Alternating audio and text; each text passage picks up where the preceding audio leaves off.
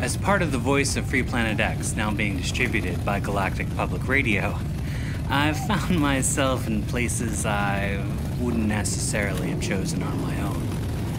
Ending up in a bullet hole-studded trading post on the Fury Road in the midst of an endless desert was the suggestion of my new producer, Thal. Most of the denizens of this outpost were shell-shocked from a recent attack by a gang of raiders, and the proprietor, a formidable young woman named Mopar, somehow made even more formidable by the fact that she was the only one there who wasn't carrying a weapon, besides me, made it quite clear that she had better things to do.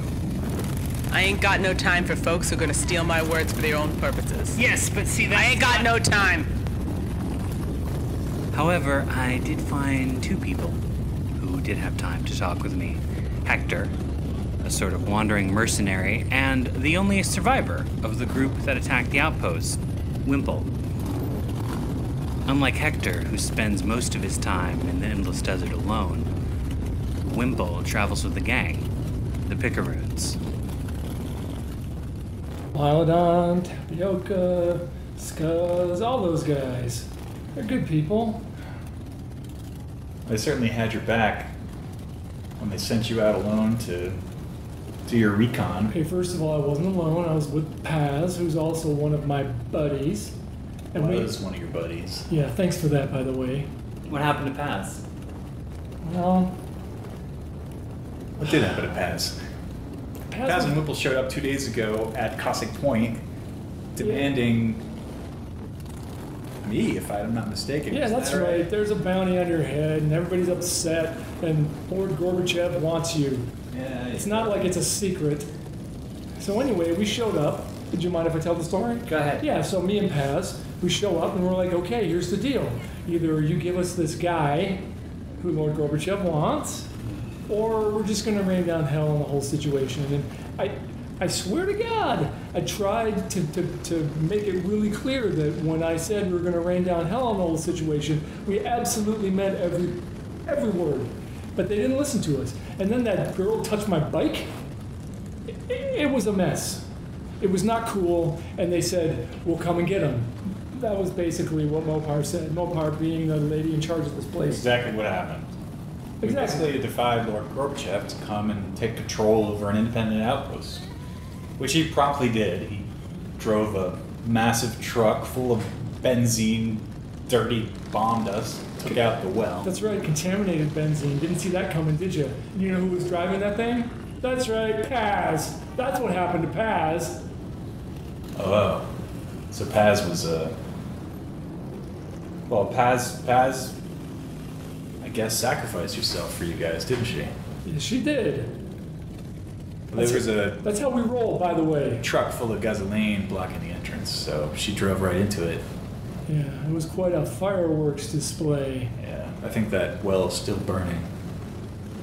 Anyway, it was a beautiful moment, and among us Picaroons out in the desert waste, that's how we do things. I'd give anything for my mates, and they for me. You people talk about honor, you don't even know. You're not in a gang. You don't know how gangs even work. Well, somebody has to make the stuff. Somebody has to grow the stuff. You know that, don't you? Yeah. You guys are just picking and feeding off everyone else. No, that's what slaves are for. Can you explain the chain that is around you that he's holding in relation to that statement that you just said? Okay, listen, I know it looks bad. Don't laugh at me. Sorry. I know it looks bad, but I'm not technically a slave. You're a prisoner. I'm a prisoner. Prisoner. Right? Because I took the fight to them and things went a little sideways and Paz got blown up in the truck and they caught me. I'm sorry that we didn't end up killing you in battle like you want to go out. Well, I appreciate that. I know that's heartfelt coming from you. Yeah. I think you should let me go. Yeah, I let you go here. You go back to the Gorbachev to tell them everything, all our plans, all that stuff. Yeah, that's true, I guess. So think about what else. Make yourself useful. What if I could, look, I could take out this interview guy. Yeah, I think you could probably do that effectively. I mean, I could like wrap this chain around his neck and kill him right now. Do you have any more questions for us? Well, I got a few, so if you want to hold off on wrapping around The chain, that would be good. Just say the word, Hector. This is Jared Axelrod, and you are listening to the voice of Free Planet X.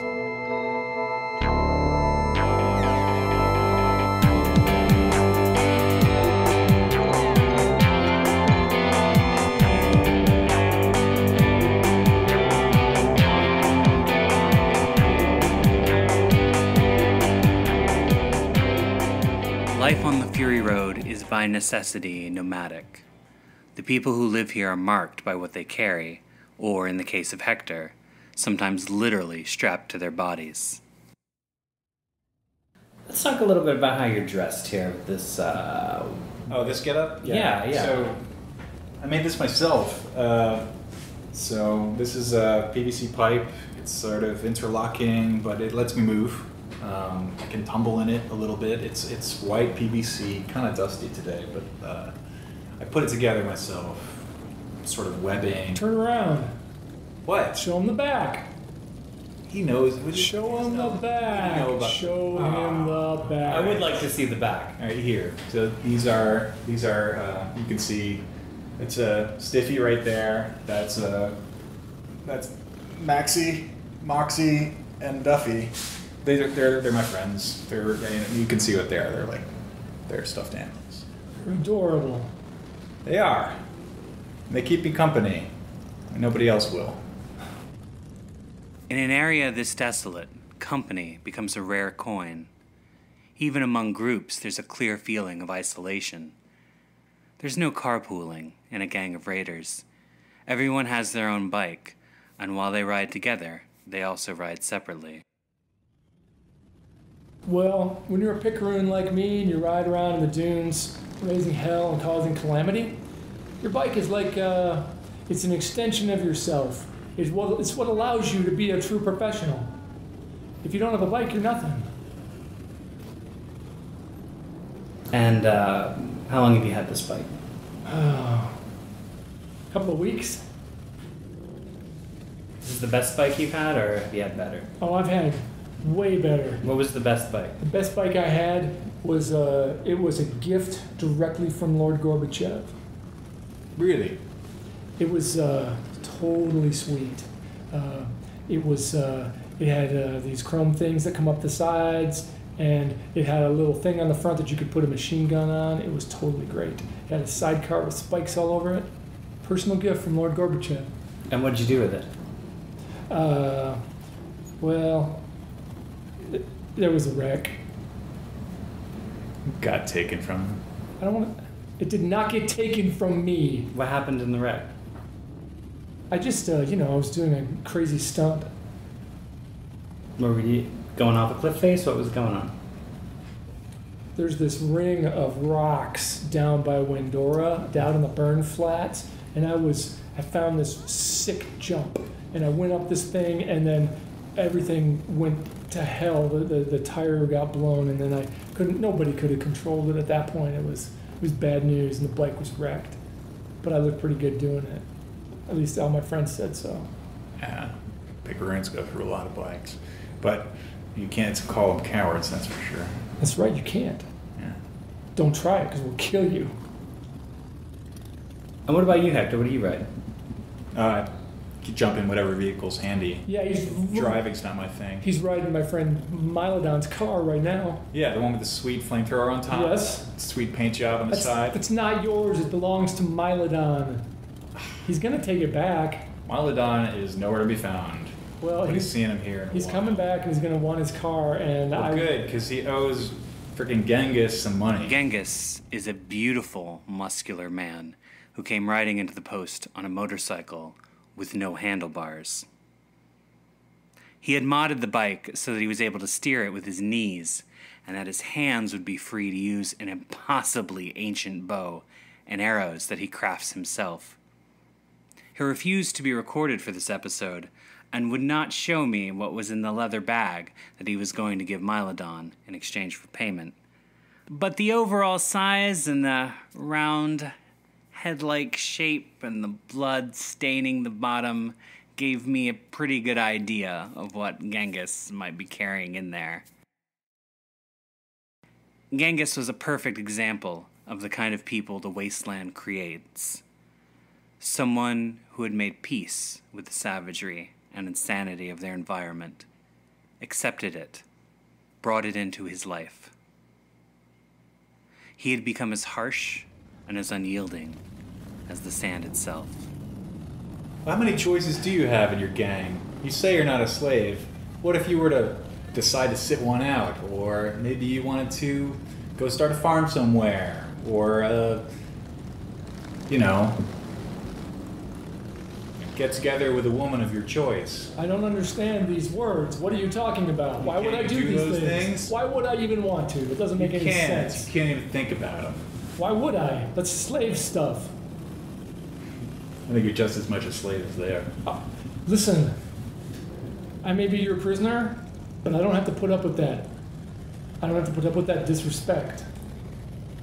Yeah? Yeah. All right. Just try me. All right. You want it right now? No, wait. Don't put me back in the hole. Don't. Listen, I'm sorry. We can go down. No, I'm sorry I said think it's anything. still burning. I'm sorry I said anything. I think it's still burning. Okay, it's cool. We need it's to cool. check. No. All right. I'm very sorry, Hector. I apologize. Don't apologize to me. Apologize to Moxie over here. Oh, come on. Apologize to Moxie. Down the well. No, Moxie, I'm sorry. I'm sorry, Moxie. All right. Moxie forgives you. You see how it is? This is my life now. What gets left behind in a life like this? What becomes too heavy to carry, too burdensome to bear? Too much weight, and you're liable to sink below the sand. Did you see, there's that guy Button? We call him Button because he wears a suicide vest. And he's got this move where he gets on top of the car and dances kind of like a monkey. Mm-hmm. I mean, he practices that. So is that useful in what kind of situation is that useful? Well, everybody gets all stoked and we're all excited about it and everybody's acting crazy and putting on their best moves. Mm-hmm. And then we descend like a horde of avenging locusts on a bunch of innocent people. It's fantastic. There's nothing like it. It's completely indescribable. If I didn't have this chain on my neck, I would show you by killing you. Killing someone else makes you feel good? No, I mean, yes, but no. I don't know. How It only does feels good once they get pumped up on the blood rage of some crazy freak dancing on the top of a car. That's what makes it feel good. Without that, it would just be violence. And how does killing make you feel?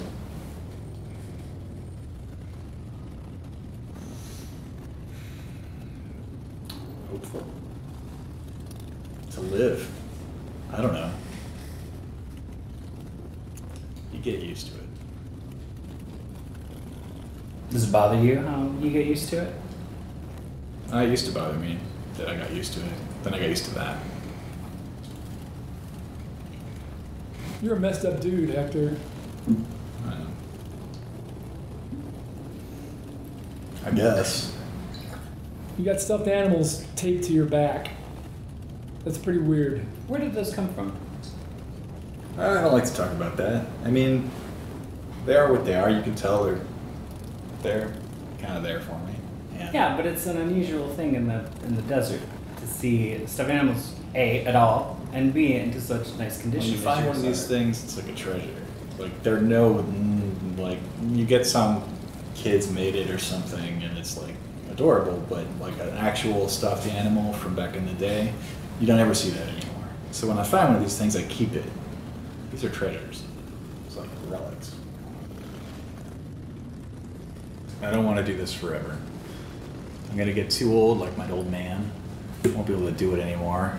And I'll get strung up by some freak like guzzling, swilling Wimple here. Come on. No, I'm gonna retire. I'm gonna get to the coast. I'm gonna find my way. Yeah? Yeah. What's in the coast? Well, at least you can grow some things with that water. I don't know. Never been there. You can grow It's stuff gotta be in, better than here. You can grow stuff in Canteen Creek. It's nice down there. That's where all the slaves are. Look, Lord Gorbachev's got a good setup, okay? And you know what I'm thinking? I'm thinking that maybe it's probably best that I don't grow old because old people are weak and stupid. So if I go out in a blaze of glory, if I get to strap on one of Lord Gorbachev's suicide vests and strike a blow for justice, to strike a blow for my team, well, that's a life well lived. You wouldn't understand. Hector doesn't understand. Wimple has given in to the constant erosion that surrounds the two of them, allowed it to whittle away some of his humanity. Hector wanted so badly to keep the sand out that he built his own armor. Cars aren't special to me. Special to me is good old Bess right here. This is my gun. It's an assault rifle, long range, armor piercing. It looks like a custom job there. It's got some custom paint and love on it. Yeah. It's not the only thing that's special to Hector. There's something else that's very special to You Hector. shut up. Don't talk about that. I'm putting him back in the well. No. I'm not going to say a word about it. I didn't say a word. Don't talk about her. Come on. My journalistic curiosity is... It's nothing. No. He's just... Well, what's he talking about? Well, there's this girl. She's kind of bossy, and her eyes flash when she gets really angry, and she always has a plan. But I've known her a long time. Like, we're good friends. Anyway, she's just a friend. Mm-hmm. Does she have a name? Mopar. Yeah, Mopar's her name. So she runs the trading post, yeah? Yeah, this one we're in right here. So that was her well. That we poisoned. That Wimple's on the edge of. Yeah, she's come down pretty hard in the world right now. She's still a very nice person. How dare you say that? What? I didn't know. Come on. I said a nice thing. I said she's a nice person. After what you did. I didn't do If it. she was a nice person, why would you do a thing like that? Paz did it. What did Paz do? He dropped 30,000 gallons of contaminated benzene down her well. But that was the plan, right? For the whole group. Yeah. That's what Lord Gorbachev wanted. Right, so you were involved in that. Yeah, Listen, Wimple doesn't have don't- any choice about Yeah, don't get all tricksy with me or trying to twist my words around or make me do things I didn't do because I didn't do it. She's a nice lady, you said. Yeah. Let's poison her well. Well, I got to know her a little better since then, and she's very nice. All right? I don't mean better in that way. I just mean that I see her interacting with other people, and she's very kind. She's a very thoughtful person. All right. Yeah, I agree with you. Yeah, she's kind and thoughtful. Under different circumstances, I could imagine situations. What are you talking about? Nothing. I'm not. Just no. Come on. Just don't put me down Yeah, there. no, I don't know. Anyway, he's right. She's a nice person. Known her for a while. Her brother just perished because of the likes of these. Castrol. Seriously? Yeah. You weren't there for that. Oh man. She's really pissed off. Well, I'm sorry to hear that. He was a nice kid. What? You look at me like I'm not a human being, like I can't have a real emotion. Well, I can't have a real What's emotion. the point of having those emotions if you can't actually back them up and do anything about it? You run with a posse, a gang, that just comes across the wastes, burning everything it sees. You don't get to make those decisions.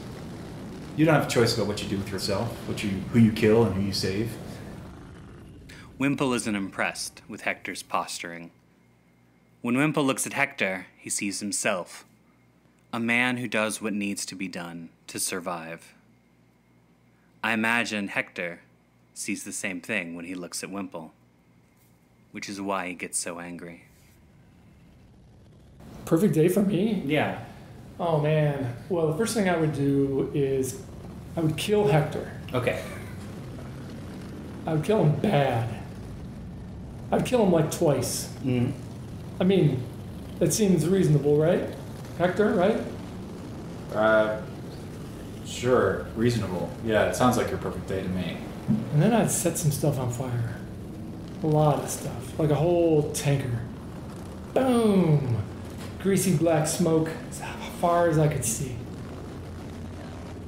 And then I'd find my bike. And that girlfriend of yours wouldn't have touched it.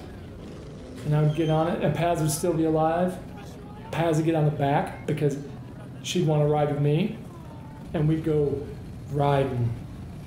and there'd be some lunch, there'd be a ham. We'd find a tin with a whole ham in it. All right. Can we stop this now? It's ridiculous. You couldn't take a lunch with some friend of yours. This is just, it's in my dreams. It's an imagination. Yeah.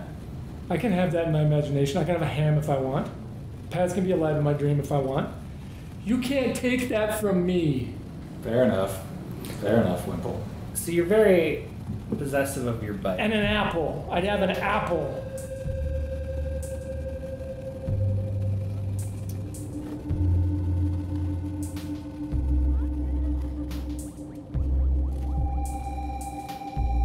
This episode of The Voice of Free Planet X was written by Jared Axelrod, Jason Morningstar, and Greg Janson. It was produced by Jared Axelrod.